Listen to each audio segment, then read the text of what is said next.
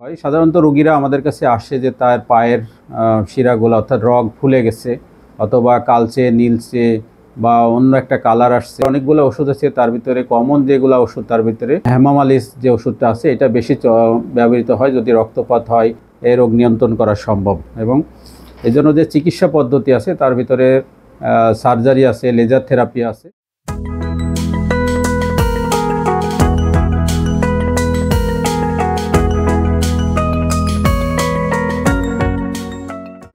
আসসালামু আলাইকুম, আমি ডাক্তার আনোয়ার এইচ বিশ্বাস। আমি সরকারি হোমিওপ্যাথিক মেডিকেল কলেজের কমিউনিটি মেডিসিন বিভাগের প্রভাষক হিসাবে কাজ করি। আর আমার chamber global homeopathy clinic, Mirpur 2, Dhaka, Sony স্কোয়ারে। আজকে আপনাদের সাথে একটা বিষয় শেয়ার করব, সেটা হচ্ছে খুব কমন একটা সমস্যা, ভেরিকোজ ভেন বা পায়ের বা হাতের বা পেটের শিরা ফুলে যাওয়া। তো শিরা স্ফীতিকে আমরা ভেরিকোজ ভেন বলে থাকি। অনেক রোগীরা আমাদের কাছে আসে, তো এই বিষয়ে আপনাদের সাথে একটু শেয়ার করব যে ভেরিকোজ ভেন কি, লক্ষণ কি, চিকিৎসা কি, করণীয় কি।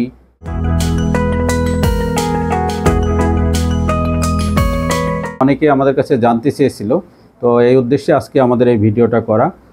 তো সাধারণত পায়ের নালিতে, রক্তনালীতে এই ধরনের সমস্যা হয়। 2 পায়ের ভেন স্ফীত হয়ে যায় অর্থাৎ এনলার্জ করে, তো সেটা হচ্ছে ভেরিকোজ ভেন বা শিরা স্ফীতি বলা হয় বাংলাতে। তো সাধারণত কাদের হয় এটা আমরা আলোচনা করে নিতে পারি। এটা যারা দীর্ঘক্ষণ দাঁড়িয়ে থাকেন, দাঁড়িয়ে কাজ করেন, তারপরে ট্রাফিক পেশায় যারা জড়িত আছে তাদেরও এই ধরনের হয়। তবে গর্ভাবস্থাতেও যখন ওজন বৃদ্ধি হয় তখন এ ধরনের শিরাস্ফীতি হতে পারে। তো এটা কিভাবে বুঝবো যে শিরাস্ফীতি হয়? সাধারণত রোগীরা আমাদের কাছে আসে যে তার পায়ের শিরাগুলো অর্থাৎ রগ ফুলে গেছে অথবা কালচে নীলচে বা অন্য একটা কালার আসছে এবং রগগুলো একটু প্যাঁচানো প্যাঁচানো মনে হয়। এগুলো দেখে আমরা সাধারণত বলি যে আপনার ভেরিকোজ ভেন হয়েছে। আর অনেক সময় দীর্ঘদিন থাকার ফলে ভেরিকোজ ভেন যদি দীর্ঘ সময় থাকে তাহলে সেখানে আলসার বা চর্মরোগ হয় প্রথমে, তবে তখন থেকে আবার আলসারও হতে পারে। তো এই ধরনের সমস্যা যখন দেখা দেয় তখন আমাদের আসলে চিকিৎসার জন্য যখন আসে আমরা দেখি যে অনেকগুলো কারণ আমরা দেখি যে কী কী কারণে হয়। তো তার ভিতরে দীর্ঘক্ষণ দাঁড়িয়ে থাকা বংশগত কারণে হতে পারে, গর্ভাবস্থায় হতে পারে, বা যাদের বয়স বেশি হয়ে গেছে, বয়স্ক মানুষেরও ভেনের যে স্থিতিস্থাপকতা বা ইলাস্টিসিটি যদি কমে যায় তখন হয়। এই রোগটা হওয়ার প্রধান কারণই হচ্ছে যে আমাদের যে শিরার ভালভ যদি দুর্বল হয়ে যায়, ক্যাপাসিটি যদি দুর্বল হয় তখন সাধারণত রক্তের চাপ নিয়ন্ত্রণের ফলে এই রোগটা হতে পারে। আর এটার লক্ষণ তো আমি বললাম যে দাঁড়িয়ে থাকার জন্য। আর চিকিৎসা যে জীবনযাপন আমাদেরকে সঠিকভাবে চলতে হবে, দীর্ঘ সময় দাঁড়িয়ে না থেকে হাঁটতে হবে, ব্যায়াম করতে হবে, যে ঘুমানোর সময় পায়ে বালিশ দিয়ে রাখতে পারি যাতে পাটা একটু উঁচা থাকে, এবং পা দীর্ঘ সময় ঝুলিয়ে না রেখে আমরা কোনো একটা টুল বা চেয়ারের উপরে পা রেখেও অনেক সময় কাজ করতে পারি। আর ব্যায়াম করতে হবে, হাঁটতে হবে, সাঁতার কাটতে হবে। তবে আমি যেহেতু হোমিওপ্যাথিক চিকিৎসক, আমি হোমিওপ্যাথির কথাই বলবো। হোমিওপ্যাথিতে সাধারণত শারীরিক এবং মানসিক লক্ষণ মিলিয়ে বা তার উপর নির্ভর করে আমাদেরকে ওষুধ দিতে হয়। তো হোমিওপ্যাথিতে আমাদের অনেকগুলো ওষুধ আছে, তার ভিতরে কমন যেগুলো ওষুধ তার ভিতরে হেমামালিস যে ওষুধটা আছে এটা বেশি ব্যবহৃত হয় যদি রক্তপাত হয়, শিরার কালার পরিবর্তন হয় অর্থাৎ রগের কালার পরিবর্তন হয়।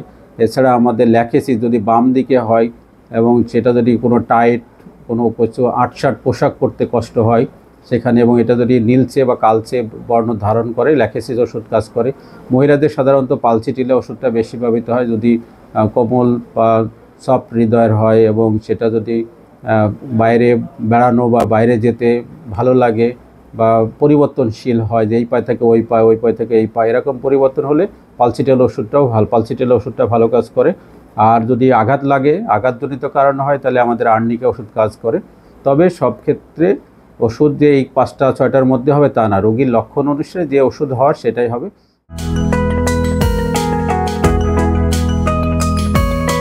পায়ের সমস্যা 2 বছর পরে আসলেন, আচ্ছা কী ধরনের সমস্যা পায়ে একটু দেখান আমাদের।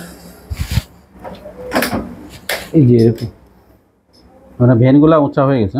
হ্যাঁ, ভেরিকোজ ভেন। দাঁড়ায় কাজ করতেন আপনি? দাঁড়ায় কাজ করতাম, আগে গার্মেন্টসে কাজ করতাম কোয়ালিটিতে। হ্যাঁ হ্যাঁ হ্যাঁ। দাঁড়ায় কাজ করার অবস্থায় এক পায়ে হয়তো প্রেশার বেশির পর, ওই পাটা দেখান সামনে। এই পাটা ঠিক আছে, ঠিক আছে। জি এই পায়ে জি। এগুলা কি অসুবিধা হয় কি? না, এটার কোনো অসুবিধা হয় না। চুলকায় না? না, চুলকায় না। কি অসুবিধা তাহলে? কোনো অসুবিধাই হয় কেন না। আসলেন তাহলে আমার কাছে? আসছি এখানে, শুধু এটা কালো হয়ে যাচ্ছে, দিন দিন এটা কালো হয়ে যাচ্ছে। বাড়তেছে। এরকম প্রথম ছিল না, আর প্রথম হালকা পাতলা ছিল, এখন তো অনেক কালো হয়ে গেছে। তো তার কি হয়? কালো হলে কি অসুবিধা? কালো হইলে যেহেতু আমি স্যার এক জায়গায় যাব, কোথায় যাবেন? জাপান। আচ্ছা, পরীক্ষা দিয়েছি, আজকে পরীক্ষার রেজাল্ট ভালো হয়েছে, সাথে সাথে পাস করছেন। তো এখন এটা দেখে আপনার কাছে কি অনুভূতি, কি মনে হয়? মানে আপনার পায়ের এই সমস্যা যখন দেখেন টাকার নিচে, টাকায় দেখি, তখন কি মনে হয়? নিজের কাছে খারাপ লাগে। নিজের কাছে খারাপ লাগে? জি। কি মনে হয়? মনে হয় যে এটা আসলে কি একটা সমস্যা তৈরি হলো, এটা যদি ভালো হইতো, দুই পা একরকম হইতো, তাহলে নিজের কাছে ভালো লাগতো। আর যে কোনো জিনিস এক পা মানুষ দেখলো তো একটা জিনিস যে আমার একটা বড় একটা সমস্যা পায়ের মধ্যে। কালো হয়ে যাচ্ছে। জি। আর আর এমনি কোনো সমস্যা হয় না। দেখতে খারাপ লাগে? দেখতে খারাপ লাগে। মিরর, এটা হলো delusion wrist looking in a mirror, মানে নিজেরটা নিজের কাছেই মিস্ত্রি লাগতেছে, মিস্ত্রি তাই তো? লাগতেছে। বাংলা ভাষা কি না, জি। মিস্ত্রি লাগে। এটা আমাদের রেপার্টরিতে, এটা আমরা আমাদের ভৌতিক রেপার্টরি আছে, রেপার্টরিতে আপনার যে কষ্টের কথাগুলো বলেন ওইগুলো আবার আমরা যখন মেডিকেলিতে ঢুকাই তখন এটার ওষুধ আবার পাওয়া যায়। আপনার মনের মূল জিস্ট ভাষাটা হলো যে আমার নিজের কাছেই খারাপ লাগে, নিজের কাছেই খারাপ লাগে, তাই না? জি। Delusion wrist looking in a mirror, সেই লুকস, মানে নিজেরটা নিজের কাছে বিশ্রী লাগে, মানে হতভাগ্য মনে হয় মাঝে মাঝে। আমারই হলো এটা, আয়নার সামনে দেখা তো নিজেকে একটু দুর্দশাগ্রস্ত মনে হয়। হ্যাঁ, এক জায়গায় যাব, মানুষ দেখলে কি বলবে, হ্যাঁ? মানুষের কাছে খারাপ লাগে। ফার্স্ট গ্রেডে একটাই মেডিসিন আছে, সোডিয়াম ক্লোরাইড। প্রেশারের সমস্যা আছে কোনো আপনার? না, প্রেশারের সমস্যা নাই। আর থার্ড গ্রেডে 4টা মেডিসিন আছে। তো আমরা সাধারণত কোন বংশগত আর কোনো বাবার কি রোগ ছিল, মায়ের কি রোগ ছিল, এরকম কিছু আছে? না না, এখানে এরকম ছিল না বাবা। না, বাবা মার কি ধরনের রোগ ছিল? মায়ের ডায়াবেটিস আছে। মায়ের ডায়াবেটিস। Diabetes। আর বাবার তেমন কোনো রোগ ছিল না। নাই? ভাই বোন সবাই সুস্থ?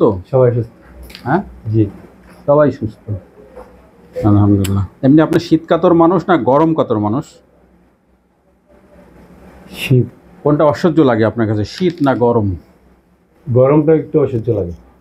গরমটা মনে হয় যে গেঞ্জি জামা গায়ে দিতে ইচ্ছে করে না। গরমটা অসহ্য লাগে। অসহ্য লাগে। বা পিপাসা কেমন, জল পিপাসা জল পিপাসা আছে। আছে না? ভালোই। ভালোই আছে। এমনি ছোটোবেলা থেকে মেন্টালি কোনো ধরনের স্ট্রেস গেছে আপনার লাইফে? পারিবারিক, সামাজিক, অর্থনৈতিক বা জব, কোনো বিষয় নিয়ে বড় ধরনের স্ট্রেস কাটাইছে আপনার? মেন্টালি মানসিক খুব টেনশনে ছিলেন এক সময়? হ্যাঁ, আমি প্রথম ধরেন 12-14 বছর থেকে প্রায় 20-22 বছর পর্যন্ত একা ছিলাম, ফ্যামিলির সাথে ছিলাম না। কেন? মানে আর্থিকভাবে একটু সমস্যা ছিল। আমি দৌড়ে যেয়ে থাকতে হয়েছে, দৌড়ে দোকানে যেয়ে থাকতে হয়েছে, এখানে ওখানে থাকতে হয়েছে। অনেক মানে হ্যাঁ। করছেন, স্ট্রাগল করে করে এই পর্যন্ত আসছেন, তাই তো? আচ্ছা আচ্ছা, বুঝলাম। এটাই, ইনশাল্লাহ ইনশাল্লাহ। গরম করেন, পিপাসা ভালো। লবণ খান নাকি? না, লবণ খাই কি না। খাবার পছন্দ আপনার? খাবারের মধ্যে কোন খাবার পছন্দ আপনার? খাবারের মধ্যে খাবার দাবারে কোন খাবার? আগে তো অনেক মিষ্টি জাতীয় খাবার পছন্দ থাকতো, এখন এখন এখন কোনো স্পেসিফিক কোনো খাবার নাই? না, কোনো খাবার নেই যেটা আমার খাইতেই হবে, এরকম কোনো ইয়ে নেই। ঠিক আছে, আমরা আসলে আপনার যে সমস্যাগুলো শুনলাম তাতে ওষুধ দিলে ভালো হয়ে যাবে ইনশাল্লাহ। ঠিক আছে, ওষুধ দিব, ভালো হবে। কবে যাবেন জাপানে? সামনে 14 তারিখে একটা পরীক্ষা আছে। পরীক্ষা আছে, পরীক্ষার পরে প্রসিজন একটু সময় দিবেন, কারণ এটা তো একদিনে হয়নি রোগটা। না না রোগটা সারতেও একটু সময় লাগবে। তবে বলা যাবে না যে হোমিওপ্যাথি দেরিতে কাজ করে। না, আপনার গলা ব্যথা কি অনেক দিন লাগছিল? আপনার যে ভালো হইতে অনেকদিন লাগে না, কিন্তু অনেকদিন ভুগছি আমি। ভুগছেন, কিন্তু আমরা ওষুধ দিছি, মোটামুটি আস্তে মোটামুটি আস্তে আস্তে আস্তে remove হয়ে চলে গেছে। জি। শুকর আলহামদুলিল্লাহ। এইটাও ভালো হবে। এর আগে আপনি তো অন্য ডাক্তারও দেখাইছেন, তাই না? তো আমরা ওষুধ দিলে এটা আস্তে আস্তে ঠিক হবে। আমরা একটা রোগী দেখলাম, সেই রোগীর কী ধরনের সিমটম আসছে। ধন্যবাদ, ভালো থাকবেন। আসসালামু আলাইকুম ওয়া রাহমাতুল্লাহ।